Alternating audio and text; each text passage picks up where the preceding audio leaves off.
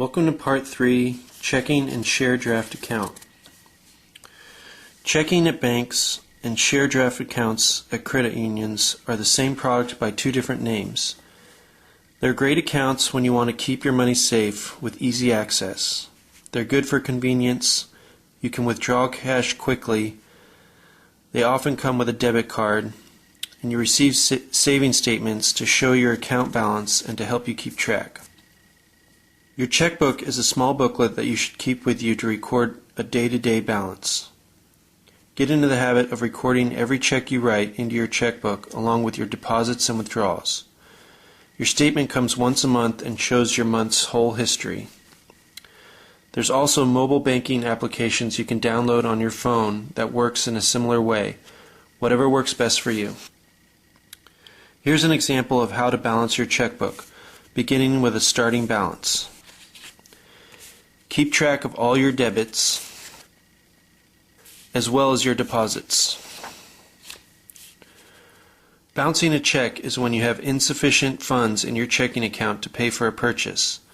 The credit union will bounce the check back to the store, in which case the store will often charge a hefty fee in addition to any charges from your bank or credit union.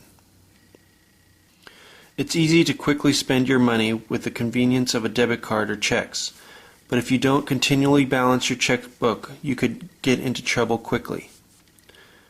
Bouncing checks, overdraft, insufficient funds are all the same thing and can be done with your debit card, not just checks. Bounce enough checks and your financial institution may close your account, which will end up hurting your credit score for 7 years. Let's say Brian wrote a check for $65 at a clothing store, figuring he'd deposit his paycheck the next day and have it covered. But the clothing store cashed it that day, bouncing the check. The store then sent Brian an extra bill for $25 to pay for the bounced check, in addition to the $65 he has due. Then Brian's bank charged him $15 for an overdraft fee. Brian only started with $50 in his account, and he is down to $10, plus he still owes $65 for his clothes. Because Brian isn't keeping a good checkbook record, he doesn't know he only has $10 in his account and writes another $25 check to an auto parts store that same day. Brian gets hit with another $25 fee from the auto store. Then he gets a second overdraft fee of $15. He is now in the negative. Overall, Brian has lost $80 in one day due to fees because he didn't keep his checkbook updated. Also, many banks and large financial institutions will mail you a letter telling you you've overdrawn, and by the time you get the letter, you're in serious trouble.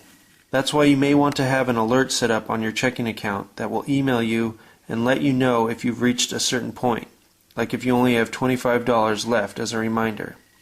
But really, that's what your checkbook is for, and it's your responsibility to know what's in your account.